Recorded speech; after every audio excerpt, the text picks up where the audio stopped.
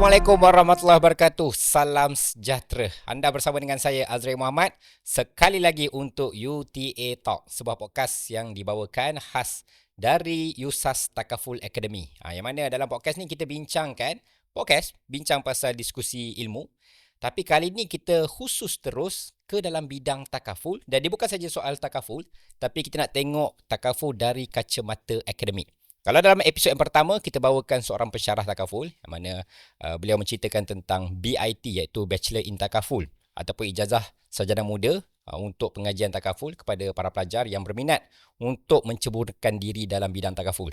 Tapi kali ini kita bawakan seorang tetamu khas, seorang Profesor Ejang, langsung dari industri takaful sendiri. Makna kata kita terbangkan khas ke Kuala Kangsar ini, iaitu bersama dengan saya untuk hari ini kita ada Encik Muhammad Razwan bin Muhammad yang merupakan CEO untuk MTA, Malaysian Takaful Association, dan juga ni nak maklumkanlah kepada orang awam ni, beliau juga merupakan Profesor Ejang untuk UTA, USAS Takaful Academy. Selamat datang. Terima kasih kerana sudi bersama dengan kami dekat podcast ini, Tuan. Sama-sama. Waalaikumsalam. Alhamdulillah. Saya tak tahu pula di Kuala Kangsar ada lapangan terbang. Kita terbangkan khas tapi dengan Highway Plus lah. Okay. So, kita ada episod yang pertama. Tempoh hari kita ceritakan tentang peluang untuk para pelajar menyambung pengajian lah untuk bidang ini. Yang mana mungkin Tuan pernah dengar lah kan, sebab selaku Profesor Ejang pun ada kait rapat juga dengan bidang ini. Tapi untuk mungkin adik-adik kita yang tertanya-tanya, apa hala tuju sebenarnya kalau kita sambung belajar dalam bidang takaful ni? So, sebelum kita nak masuk ke dalam topik tu dengan lebih lanjut, mungkin Tuan boleh kongsikan latar belakang cerita untuk Tuan Razwan sendiri lah. Dari mana, belajar kat mana dan apa yang buat. Betul, okey.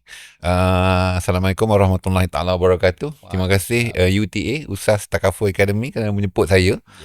Ini satu penghargaan untuk saya, walaupun saya ajang kat sini, tapi untuk berada sama-sama dengan Azrai, berbincang tentang isu-isu semasa mengenai pelajaran ataupun isu industri kan, itu satu peluang untuk kita sama-sama mendekatkan diri dengan orang kata the population lah, ataupun yang ada dalam industri ni. Sebenarnya apa nama ni, industri takaful ni ada berkait rapat sangat dengan hala tuju saya sendiri. Okey, sebab saya bermula, saya orang Taiping, dekat je kat sini, belajar di sekolah di Taiping, kemudian masuk ITM, ambil bidang orang kata apa, diploma pengurusan perniagaan. Okey. Sebab apa, saya ni minat jadi engineer. Memang nak jadi engineer. Daripada kecil-kecil lagi orang tanya nak jadi apa, nak jadi engineer. Kalau kecil lagi nak jadi askar, biasalah kan, semua macam tu. Okey, apa nama ni, tapi saya ada buat satu mistake masa SPM dulu. Saya sekolah kelas sains, tapi saya tak ambil fizik, saya tak ambil kimia, saya tak ambil NMAT, saya ambil perdagangan dengan bersih account. Waktu tu dia tak ada, for some reason tak ada siapa advice saya pun. Jadi bila nak apply tu, dia dah macam dah tak boleh, sana tak boleh, sini tak boleh. Because result yang saya dapat tu, nak kata buaya tak, biawak pun bukan. Dia tengah-tengah tau. Dia tengah-tengah je kat situ. The only one yang layak saya orang kata apa, saya orang kata mohon, bukan saya pun, abang saya dah give up lah, tak maulah. Kata tak apalah, saya masuk tingkatan 6. Lepas tu tengoklah macam mana. Dia yang apply. Dulu kan kena beli borang, pejabat pos kan, apply apa semua tu. Tapi Wan dapatlah ni, apa dia, diploma business study. Kat mana tu? Dekat Arau. Dah lama dengan duduk Taiping. So my only motivation is nak keluar dari Taiping je. Bukanlah Taiping tu teruk sangat, tapi nak pergi belajar tempat lain. Tak nak orang kata tak nak duduk kat rumah, apa kan, contohnya gitu. Pergilah ke Arau, belajar business study. Lepas tu bila habis tu, kita ada option untuk buat advance. Waktu tu dia panggil advance, sekarang ni dia panggil bachelor dah kan. Advance. Jadi waktu tu yang saya nampak, bukan yang saya nampak sebenarnya, yang ada datang kat saya waktu tu, apa nama ni, satu senior saya tu yang saya agak okey dengan dia. Dia kata, why don't you buat this, apa nama ni, insurance dan risk management. Masa tu takaful tak ada lagi, insurance dan risk management. Apa benda ni? Buatlah, dia kata. Okey lah, macam tu je. Memang tak ada perancangan, tak ada apa, just because kawan macam tu buat. Jadi from there tu saya masuk ITM, UITM, masa tu ITM lagi, Shah Alam, buat advanced diploma in risk management, insurance and risk management. Kurungan dia risk management. Maknanya dia bukan degree lagi masa tu. Masa tu dia tak panggil degree lagi lah. Dia cuma halfway dalam kita punya ni dia tukar dan dia jadi kepada degree Bachelor. Bachelor in Insurance kurungan Risk Management. Okey, baik. Rupanya saya lebih dekat pada yang kurungan tu. Kan? yang insurans tu tak berapa sangat lekat kat hati, walaupun saya boleh lah kan belajar ke orang kata bukanlah kata orang kata result tu memang boleh melayakkan saya untuk menyambung kan. Jadi bila ada peluang untuk menyambung pelajaran lagi, saya dijemput oleh salah satu company untuk menjadi scholar dia orang tu, untuk buat orang kata degree in risk management. Saya rasa ini saya nak buat. Sebab walaupun orang kata advanced diploma in risk management insurance risk management tu, topik risk management tu sikit sangat. Mungkin satu je topik daripada banyak tu kan. Yang itu saya rasa dekat kat hati saya kan. Jadi saya pun orang kata agree lah, saya nak ambil this degree ni, risk management. Jadi saya dihantar ke Scotland. Untuk study di Glasgow Caledonian University, untuk buat orang kata degree in risk management, bachelor honours in risk management, pure risk management. Okay. Dan saya sangat minat tentang chemical fire. Saya amat berminat dengan all the engineering risk. Mungkin nak jadi engineer. Cita-cita minat nak jadi engineer tu kan. Jadi jadi that topik tu walaupun agak teknikal kepada kebanyakan student, tapi topik tu yang saya buat. In fact, ada few factory yang as a student kita boleh pergi, like ICI explosive, dia buat nitroglycerin untuk orang kata engine propeller pada salah satu peluru berpandu yang British keluarkan, nuclear plant, hospital di sana kan. Jadi nampak memang saya sangat orang kata dalam orang kata buat kajian orang kata mengenai industri ni, saya memang orang kata terror lah senang cerita.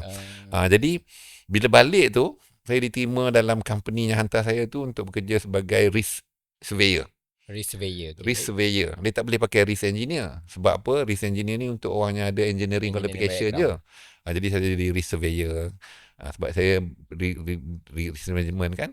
Jadi terfed up sangat tu, orang nak panggil, oh you are not engineer, it's okay, you don't understand, you are not engineer kan.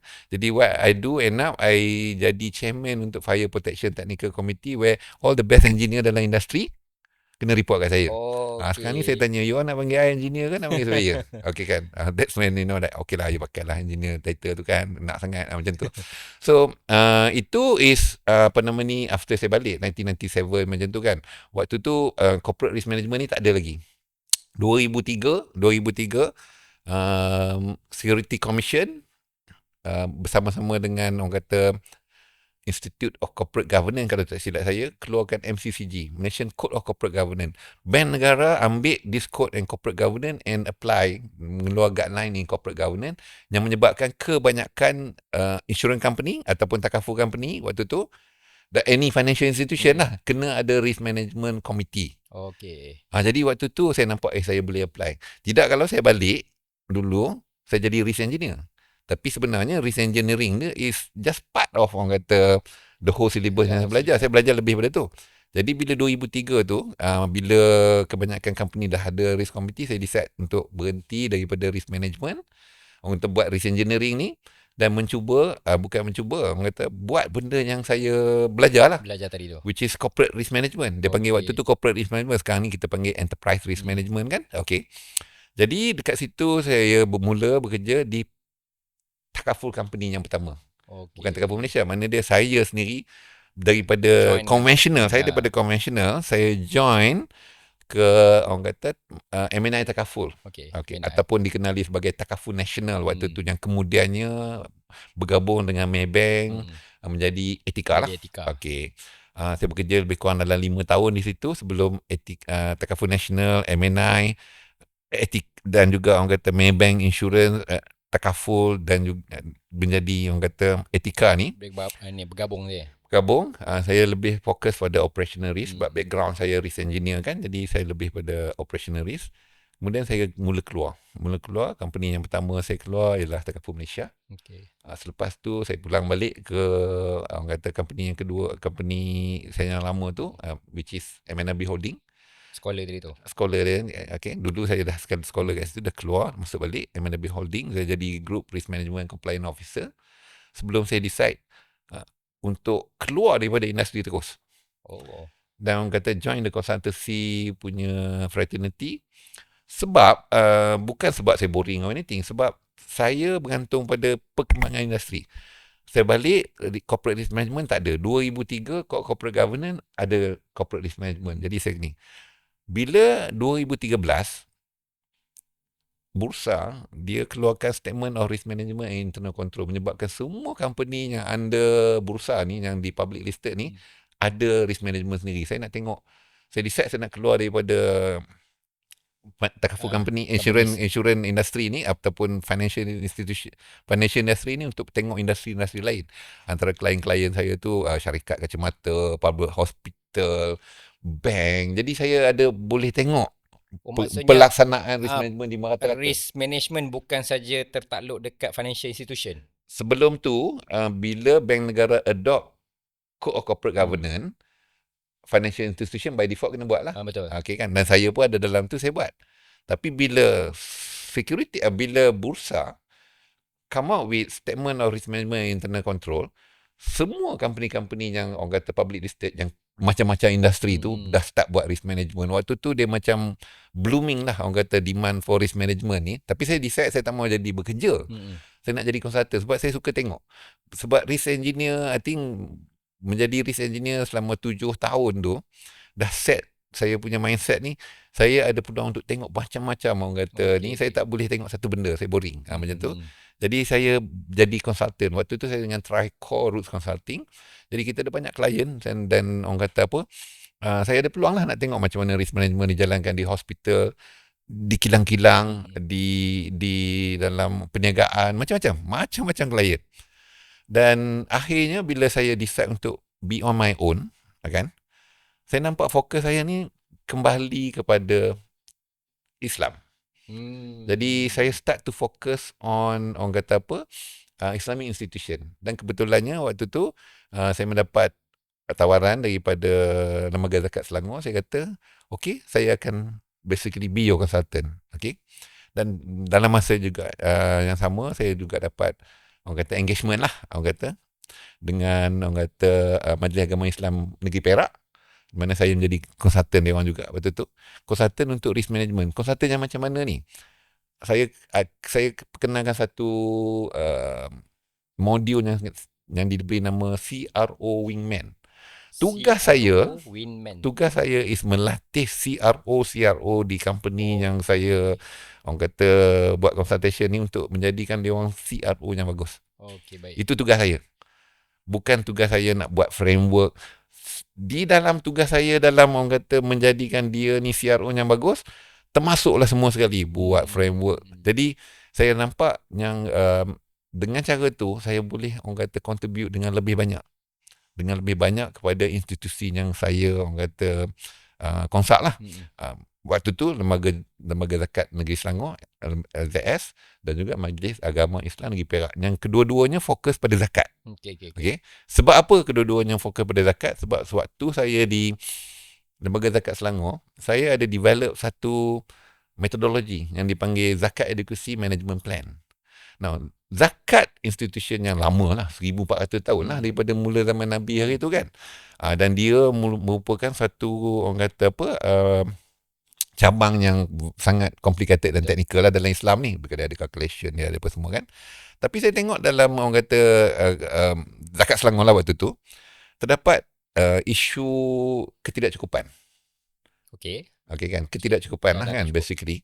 Dan bila dikaji balik kenapa berlaku isu ni, dia lebih kepada bukan ketidakcukupan dari segi kewangan, tapi ketidakcukupan dari segi pengurusan.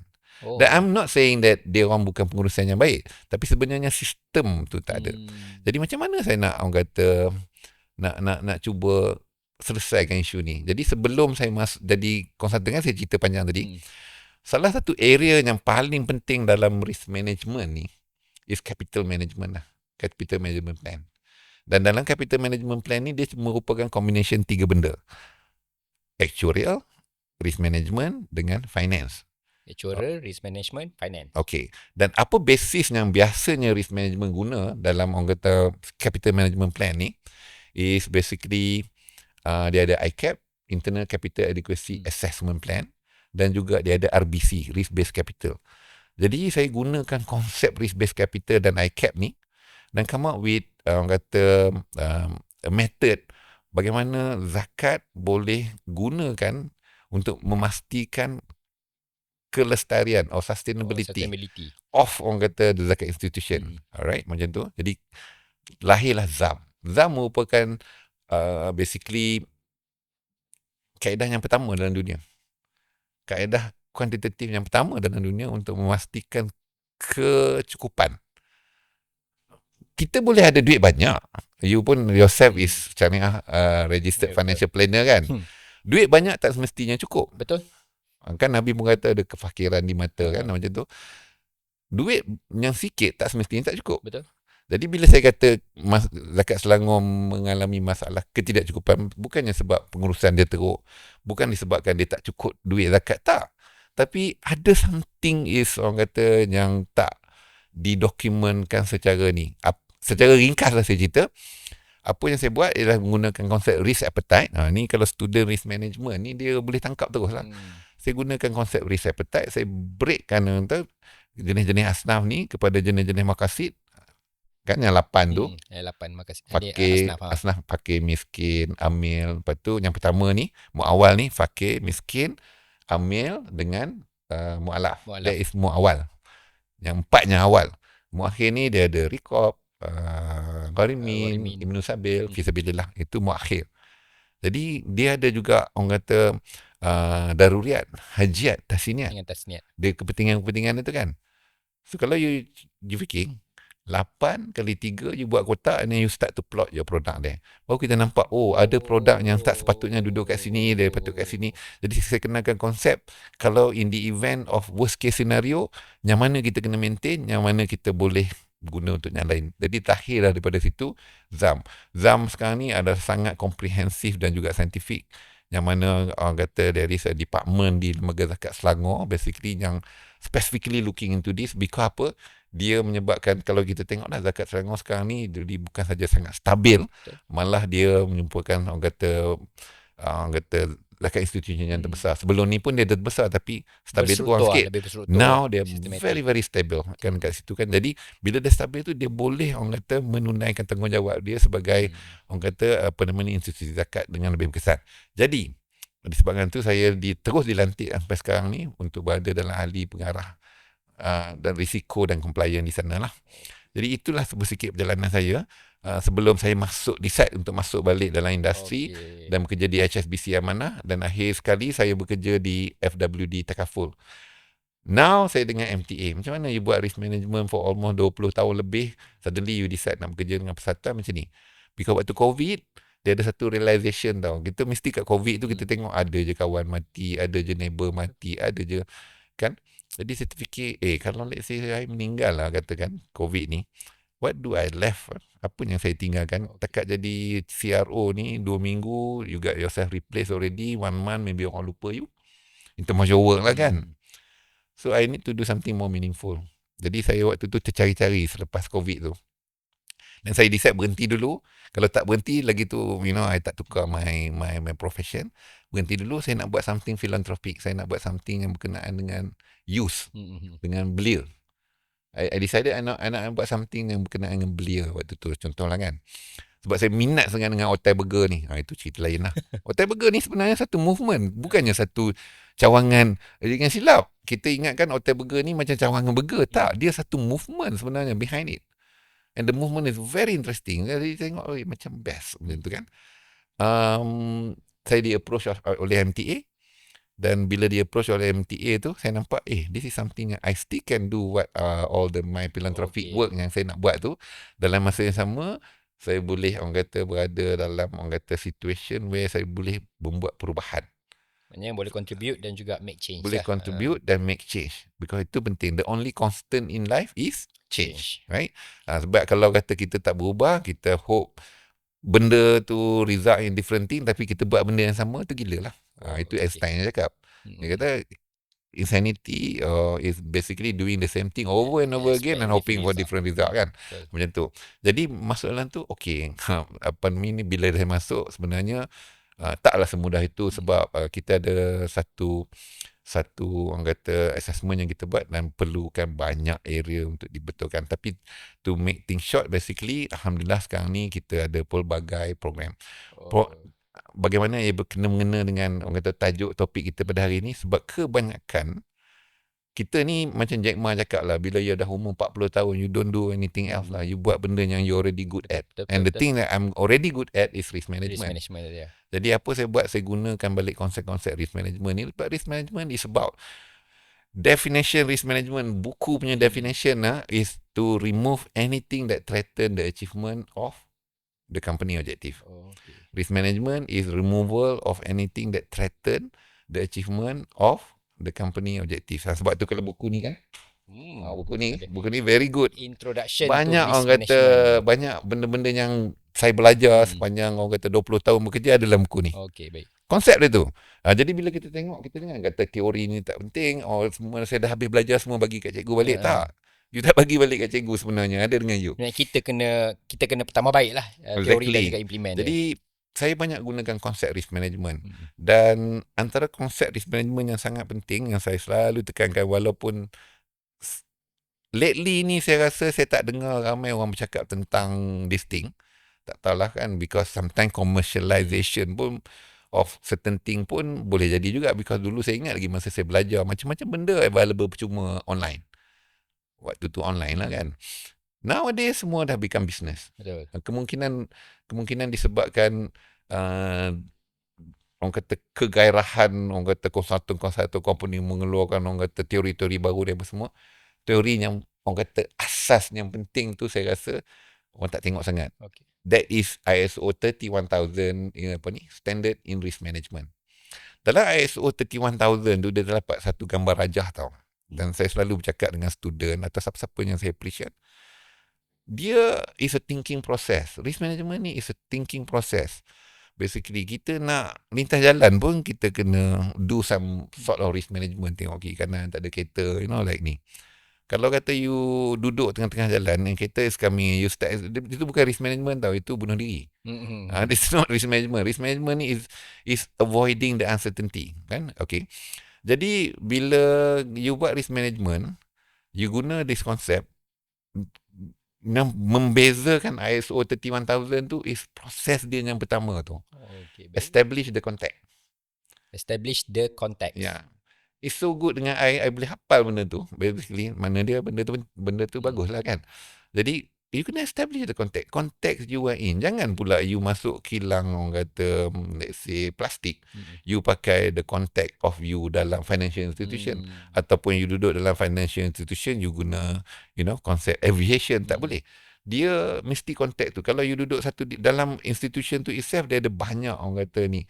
Mana konteks tu kita kena establish for each and every area yang kita nak buat kita punya risk management process.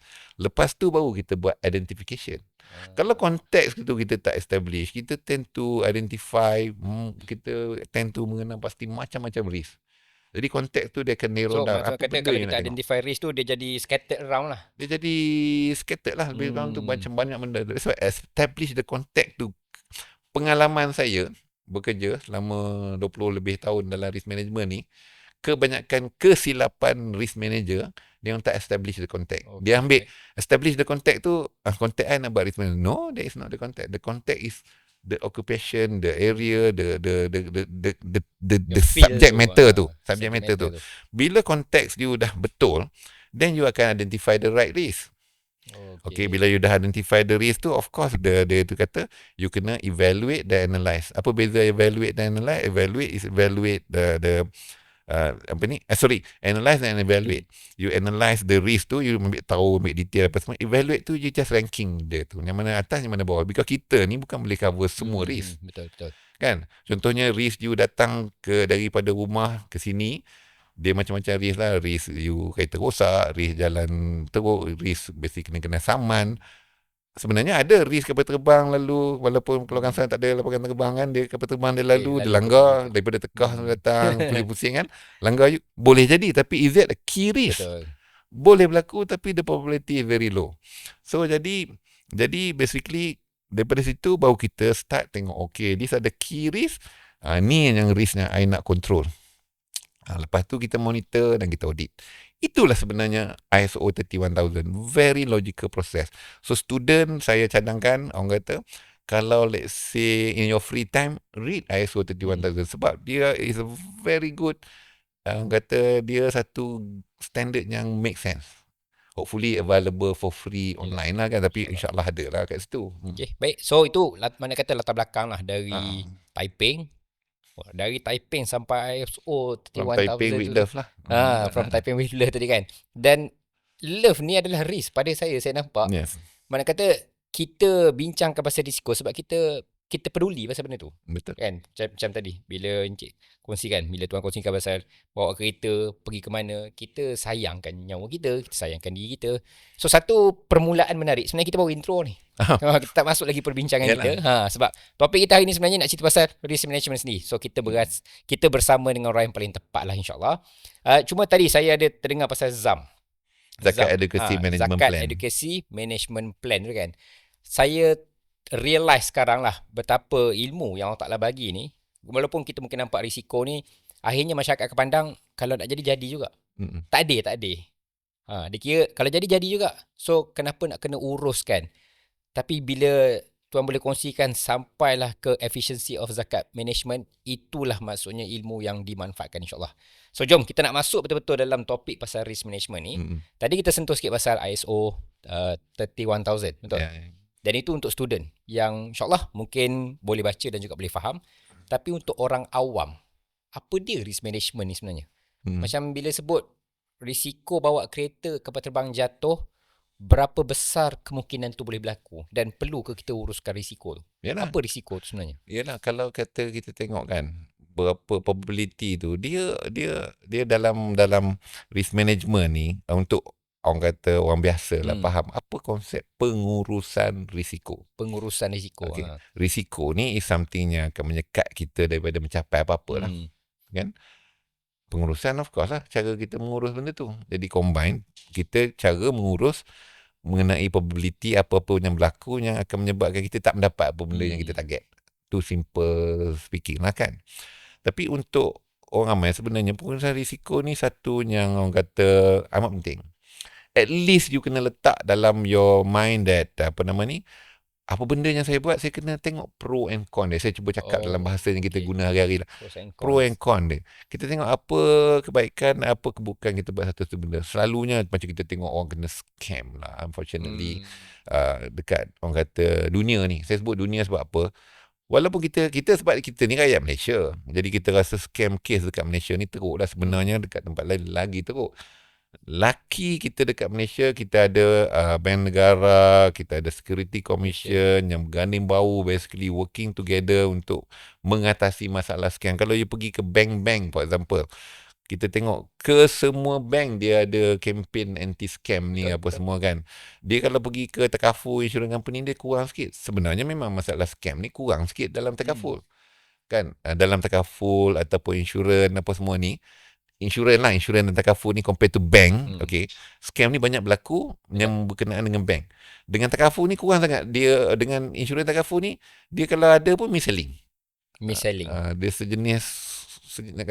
sejenis scam pun boleh jugalah kan. Scam ni dah terlampau orang guna sangat, sampai datang lambat pun dia kata you scam macam tu kan. Scam dah terlampau guna dah kan, macam tu. Tak jadi datang. Tapi pun scam in the orang kata natural word dia tu lebih pada orang kata penipuan yang melibatkan kewangan lah. Selalu macam tu kita dengar pensioner apa semua tu. Jadi orang ramai kalau dia ada gunakan konsep like risk management tu, you establish dulu konsep. Katalah macam you masuk skim cepat kaya for example kan. Kalau kita tengok, ya betul, kita punya konteks is kita nak menambahkan pendapatan kita kan. Jadi nak menambahkan pendapatan kita sama ada dari segi aktif ataupun pasif ni, kedua-dua ni kena combine. You belajar RFP, dua-dua ni combine baru kita boleh mencapai matlamat kewangan kita kan. Tapi dalam kegairahan nak mencapai matlamat kewangan, akan ada orang-orang ni yang akan datang nanti akan membawa something yang too good to be true. Ataupun something very convincing is true. Jadi bila kita ada dalam that situation, jangan reject terus, because sometimes ada benda yang memang true kan. Tapi orang kata kita dalam risk management ni kita suka, dia panggil null hypothesis, kita suka nullified. Kalau saya kata Azrael ni orang yang baik kan, saya akan cuba buktikan Azrael ni orang yang, orang kata apa, yang tak baik. Kalau saya gagal nak buktikan Azrael ni orang yang tak baik, basically mana dia Azrael orang yang baik lah. Itu konsep null hypothesis, itu contoh. Yelah, Contoh sorry, sangat faham lah. kalau saya celah, saya nampak konsep null hypothesis ni biasanya dalam kalangan remaja, bila dia orang baru nak kenal orang baru. Nak kata kalau dia nampak seorang lelaki ke wanita kan, dia tengok Memang ish. itu contoh yang selalu orang guna pun. Null hypothesis ni banyak lecturer dia akan guna apa? You marry with the wrong person or you reject the right one. Macam itulah selalunya. Bagus lah. Sebenarnya itu konsep null hypothesis. Dulu lecturer saya dekat sekolah pun cakap, you marry the wrong person and then you reject the right one. Itu null hypothesis lah. Kan? Jadi untuk nullified, dia panggil nullified benda-benda yang buruk-buruk tu, jadi at least dia betul. Bila you start to, sebab apa kita guna null hypothesis dalam kita ni, and saya cadangkan orang ramai pun guna konsep null hypothesis. Null hypothesis ni kalau dalam bahasa senang kita kata, kalau kita kata dia ni baik, kita try to buktikan dia ni tak baik. Kalau kita gagal buktikan dia ni tak baik, mana dia memang baik. Jadi kalau kata ada satu pelaburan ni datang, okey, kita pelaburan ni bagus, kita cuba buktikan pelaburan ni tak bagus. Jangan pula kita cuba buktikan pelaburan ni bagus. Masalah dia bila kita being approach dengan satu-satu ni, kita cuba reinforce benda ni bagus apa semua, yang tak bagus dia sikit, benda ni bagus. Kan? Jadi oversell kat situ apa semua, bila psikologi start main apa semua, kita kata conclusion kata memang dia bagus. Sebab kalau kita cari benda bagus, kita akan jumpa benda bagus tu. Kalau kita cari benda tak bagus pun kita boleh jumpa, tapi chances are kita tak jumpa lah. Dia psikologi dia lain tau.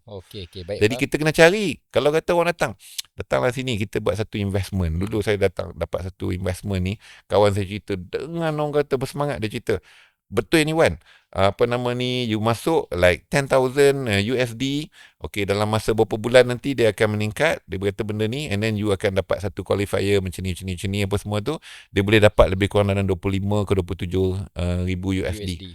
In addition to your 10,000 tau. Dengar very good lah. Itu 100%. I dah dapat sekali. Itu yang paling tak boleh tahan tu. I dah dapat sekali. Kan?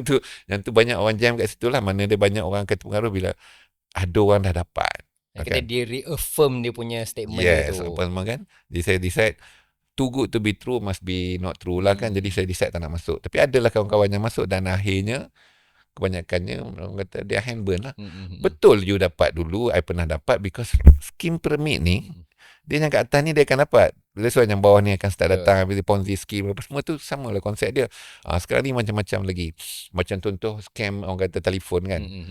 Kita tengok satu is dia kenapa saya cakap banyak pasal scam, sebab itu isu yang sekarang ni kita cuba ketengahkan. In fact bank negara pun dalam dia punya kanibal kewangan kan, dia selalu tekankan sebab scam ni amat tak produktif kepada negara kan, dan individually lagi teruk lah. Kita kena tengok cara pun sama juga. Kalau benda ni is something yang betul, obviously you akan guna cara yang betul, cara yang lebih telus dan lebih transparent dan profesional juga. Dan profesional. Kita ambil lah contoh macam kata ejen takaful kan. Ejen takaful ni basically kalau dia datang, dia akan cerita pasal protection tau. Dia akan cerita produk takaful ni, orang kata produk yang akan membantu di saat kesusahan. Kalau kata tuan ada gaji, orang kata tuan ada simpanan banyak ni saja, dengan menyertai takaful, tuan boleh menggandakan perlindungan, bukan menggandakan duit. Tapi kalau contohnya bila datang pula satu orang ni kata, why don't you join this scheme, sebab kita ada peraduan, orang kata kalau you join ni kita dapat kereta. You nampak dia punya nature of the approach tu lain. You nak jual kereta ke you nak jual takaful contoh kan. Yang ini dia cerita pasal kebaikan takaful everything apa semua. Yang satu lagi ni dia ada produk dia ataupun servis dia nak bagi. Dia kata you join my services, you dapat kereta. Insentif tu. So sekarang ni you nak that service ke you nak that incentive. That's where like you gunakan your risk management ni dalam apa benda pun. Taklah kata saya ni orang yang ni, kadang-kadang kita pun make mistake juga, tapi at least mistake yang saya buat tu bukan silly mistake lah, ataupun simple mistake. Yang mistake betul-betul tu orang kata yalah, orang kata memang Tuhan dah set nak kena macam tu, kenalah kan. Kita can be a good driver, suddenly orang lain datang langgar you, nak buat macam mana kan. Tapi at least insyaAllah lah dalam my, orang kata, hidup lah almost lebih setengah abad ni, nak mengaku umur cukup payah kan. Jadi apa nama ni, banyak insiden di mana saya dapati keputusan saya tu berdasarkan risk analysis yang saya buat lah. Saya tak panggil dia nanti, tapi analisis yang saya buat dalam kepala tu menyebabkan saya terselamat daripada situasi yang orang kata apa, yang akan menyusahkan di masa depan lah. Especially bila kita dah bekerja, especially kan. Jadi orang kata apa, banyak orang kata orang yang akan datang untuk cuba untuk mengambil kesempatan lah. Dekat situ sometimes bila kita tak boleh nak control kita punya appetite. Itu dalam konsep risk management ni, dia ada risk appetite. Risk appetite ni bukan banyak mana saya lakat makan tau. Selalunya, selera apa? bukan selera saya selera. makan, tak. Dia sebenarnya risk appetite ni nak ke tak nak, itu je cerita dia. Bukan nak makan sampai saya kenyang baru saya berhenti, ataupun lebih sikit kenyang, tak. Dia sama ada you ambil atau you pun tak ambil. Jadi that is the decision yang you kena buat in life. Yes or no, null, 1 or 0, that sort of thing. It's binary decision. Bukannya banyak sangat. Jadi bila you ada this concept of keep evaluating, keep analysing all those things yang datang pada you tu, at least you punya keputusan tu berhemah. Tak kisahlah dalam mana benda pun kita kena, orang kata apa, kita kena, orang kata apa, analyse, okay, apa benda perbuatan yang kita nak buat tu, action yang kita nak buat. That is the main concept of risk management. So risk management ni critical thinking about life decision. Yeah, some people kata, risk management ni common sense. Memang betul pun. Okay, memang betul risk management common sense. Yang membezakan risk management dengan risk is that the management part tu. Okay. Bila kita kata pengurusan risiko, obviously kita kena start doing something yang orang kata more structured. Contohnya, kita dokumentkan risk tu, kita masukkan dia dalam satu profile dan kita start to monitor. Itu je beza dia. Beza macam contoh, you nak lintas jalan, you buat risk management tak? Dia tak adalah buat dokumen. Betul lah. Itu contoh nak bagi senang faham. Tapi kalau risk manager pula, dia yang tulis dalam buku sekolah ni, pandang ke kiri, pandang ke kanan, dan pandang ke kiri baru jalan. Okey kan? Establish the contact. Kalau you guna pandang ke kiri, mula-mula pandang kiri kan? Betul kan? Pandang kiri, betul kanan, betul kiri balik kan? Kiri kanan, betul lah. Okay. Kanan, kiri kanan. Kalau you guna the same approach, dekat Amerika you kena langgar dah. Tak payah Amerika lagi, Dubai pun kena. Because kereta dia datang daripada sana. So itu establish contact saya tu. That's why establish the contact tu. Dekat mana you duduk, di mana, apa passion dia, apa nature dekat situ, apa semua tu. Jadi dekat situ kita boleh orang kata tahu yang pengurusan risiko ni penting. The biggest, kita kata bila you dah identify risk apa semua tu, basically, and then you start to document benda tu kan. I selalu bercakap bila like I dekat Takaful ni kan, the biggest risk profile is Quran.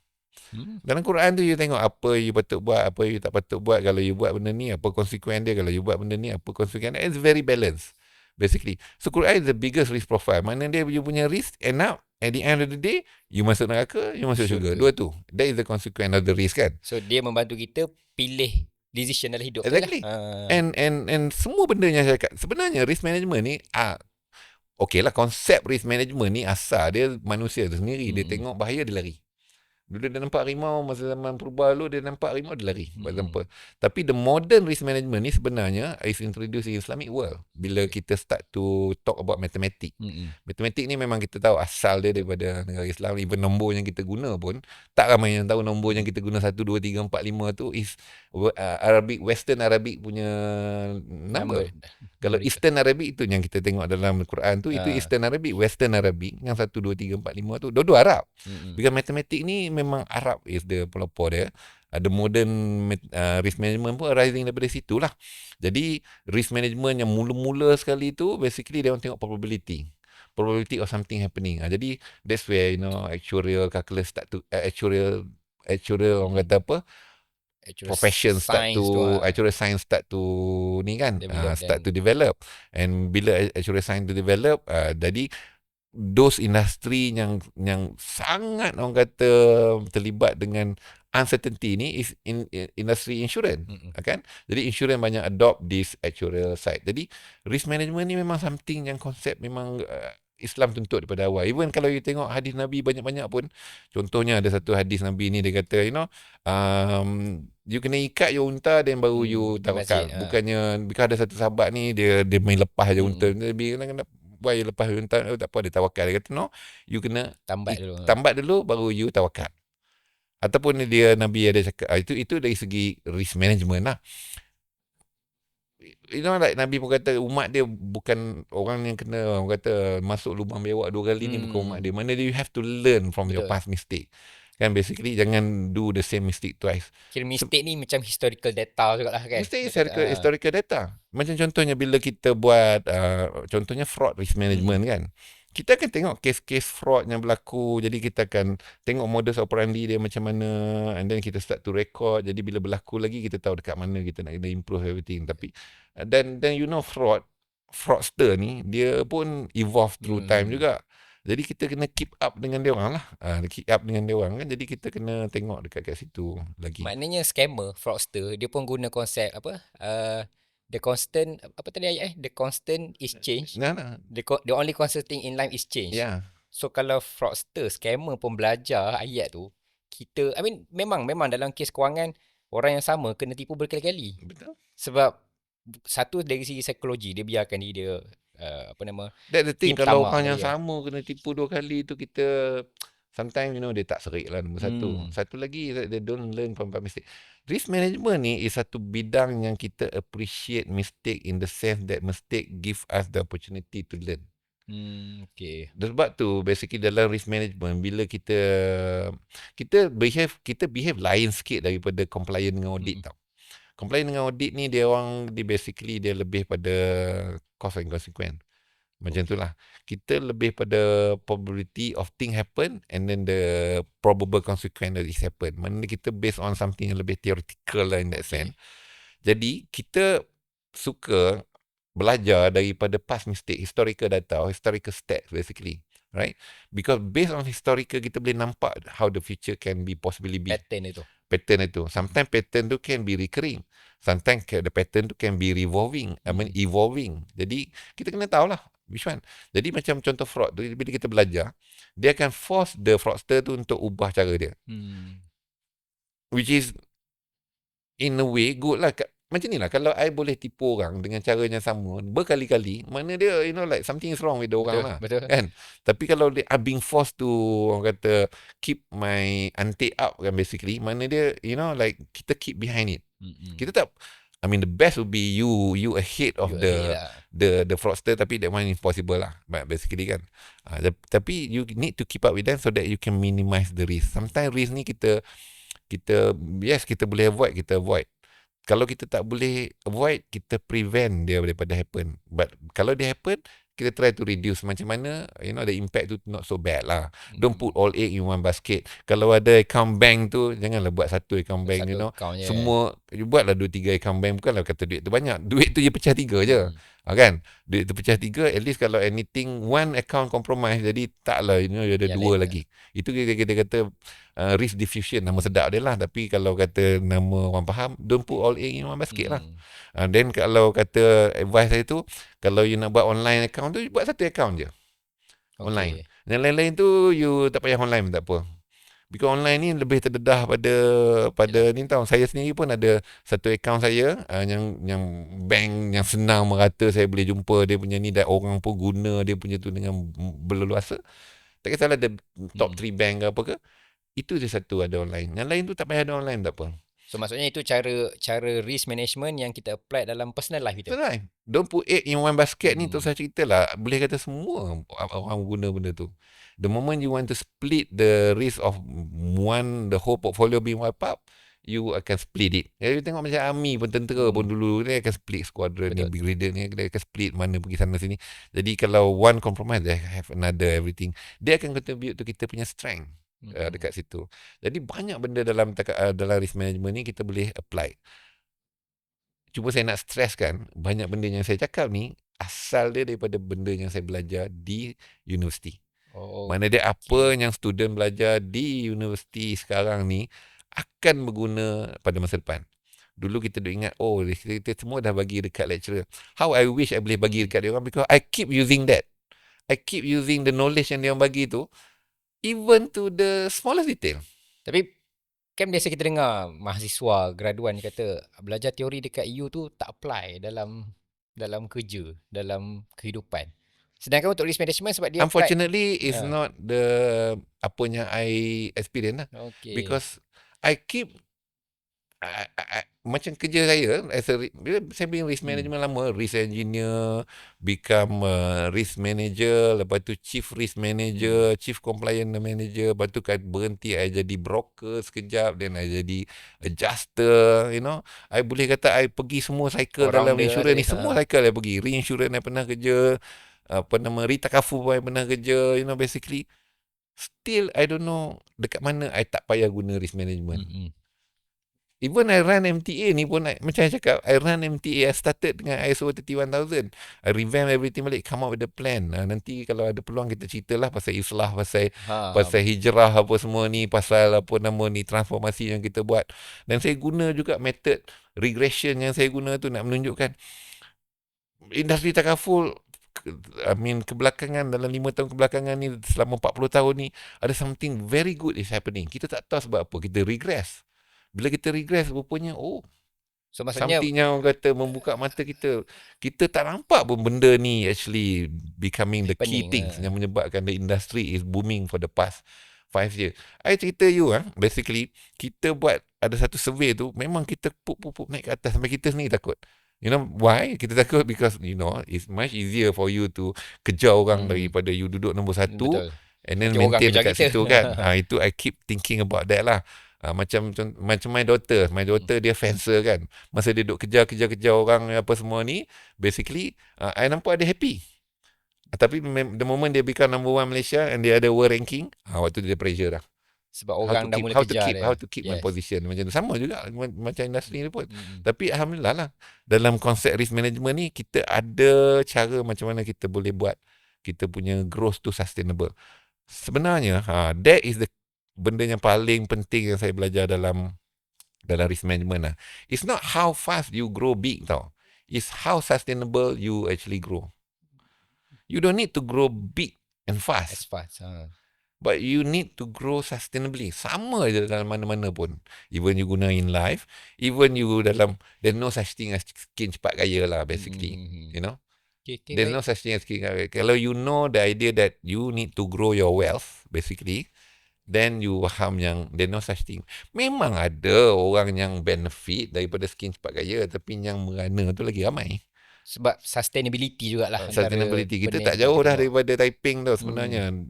The capital of orang kata Pak Mantelo tu kan, tempat orang kata skin cepat kaya yang paling famous dekat Malaysia tu, dekat sangatlah dengan Taiping ni. Still kita tengok year in year out ada aja orang terkena. Jadi kalau kata kita, kalau kata satu message saya boleh bagi, think first. Itu je. Risk management ni is something yang require people to think first. Think before we make the Before decision. anything, you just think. There are things yang kita buat without thinking. Betul. Kan? Itu yang dia panggil impulsive buyer, Impulsive. impulsive decision, everything apa semua kan. Do you know that risk management ni kita sampai the detail kan? Your decision, it will be a better decision kalau you decide before 12 o'clock in the afternoon. Sekejap, semula. Better decision. Based on statistic, all the big orang kata, orang kata disaster that happening in the world kan, due to human error ni, happen because decision to do something to happen after 12 o'clock in the afternoon. So human technically make a better decision in the morning compared to the afternoon. So, nak minimize human error tadi pun ada kaitan dengan masa. Bukan, I nak bagi tahu yang sebenarnya dalam risk management ni, kita akan cuba guna segala ilmu yang ada to proxy measure kan kita punya decision ni. Kita punya risk management ni kita tak based on direct measurement saja tau. Contohnya risk of having a diabetes. Okay. Diabetic risiko kecil manis ni. Okay, indikator dia apa? Gula lah. Gula, dia Gula. shoot gula kan. Itu direct indicator dia. Indirect indicator dia apa? Yang itu kita pentingkan. Dalam risk Okey. management ni kita pentingkan indirect indicator. Kita pentingkan cara hidup you, pemakanan you, cara hidup you, makanan you, your genetic, everything. That's why in risk management ni kita even study tau. Kalau kata orang, all this disaster yang happen, when is the decision was made? Dan kita nampak the trend is that, the decision is made after 12. Oh, Kan? indirect apa tadi? Indirect factor lah maknanya kata. Proxy measure kita Proxy panggil. Proxy measure. measure. Dalam risk management sebenarnya kan, okay. Kalau student dia tahulah kot.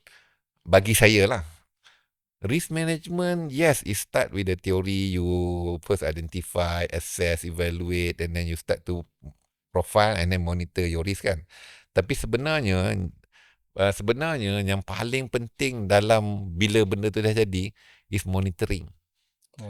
Monitoring of risk tu sebenarnya is a process yang banyak risk manager sebenarnya dia lebih spend pada identification tau. Dia lebih spend pada yang awal ni. Yang akhir tu dia tak apa spend masa sangat. Sebenarnya yang akhir tu monitoring tu yang penting. Macam saya pula, saya begin with end in mind. Apa end kita? Apa end kita basically yang kita nak? That's why kalau you dengar this one very good, orang kata motivator lah. Dia ni nama dia Simon Sinek. Dia kata always begin with why. Banyak risk manager dia spend masa on what, macam mana kita nak buat risk management, the how. Okay, macam ni dia banyak lebih pada the hard side of risk management, the process, everything. Dia lupa the soft side. Because risk ni, dia as good as the person is himself lah. Kan, you as I understand you punya background is agency kan, for example. But anyway, you are quite inspired lah because I quite inspired hearing your story, you belajar, you keep orang kata increase your knowledge and qualification kan, because that is very important. Because people nanti bila duduk dalam industri takaful, people like you, more people like you duduk dalam industri takaful, kita punya prestige akan naik. Because why? We have a lot more people yang orang kata have more knowledgeable and everything. So in risk management pun sama juga. Bila you monitor, okay, that's where all the hard work yang you put at the upfront tu akan membuahkan hasil. Kalau those yang involve dalam IT kan, dia orang buat project, system development apa semua, maritime data migration tu dia dah penat. Okay. Bila dia dah penat, dia main cincai. Yang tu sebenarnya akan collapse the whole thing. Sebab dia dah fokus energy dia semua dekat starting development tu. Patutnya monitoring dekat data migration tu yang penting. Okay, betul. Kan, buat rumah tu penting, tapi berpindah tu pun sama penting juga. Saya rasa konsep sama terpakai dengan scam. I mean, mungkin saya salah. Bila orang tumpukan kepada nak duit banyak, tapi bukan kepada kenapa kau nak duit banyak. Exactly. Mana kata, kenapa yang nak duit banyak? apa financial freedom, apa goal, life goal kita. Life goal. Bukan sekadar aku nak ada 1 juta, 2 juta, tapi what for? So, itulah risk management juga sebenarnya kan? Yeah. Actually, dia kena begin with why, the context of you to everything. Kalau memang dalam you punya why tu memang perlukan duit banyak, so be it. Tapi kalau dalam you punya why tu lebih pada something more spiritual and everything, then you know where macam mana kita nak pace down kita punya orang kata motivation ke apa ke untuk make sure kita orang kata selari. Itu yang dia kata appetite dia tu. Selari dengan appetite, dengan selera risiko kita ni. Kalau kita basically bukan kata nak mencapai orang kata tahap kewangan yang tinggi, basically tak payahlah kita behave in such a way that kita involve dalam all the risky investment. Betul. Everything. Tapi kalau appetite kita memang macam tu, because kalau semua risk averse tak boleh juga, dia kena ada risk taker.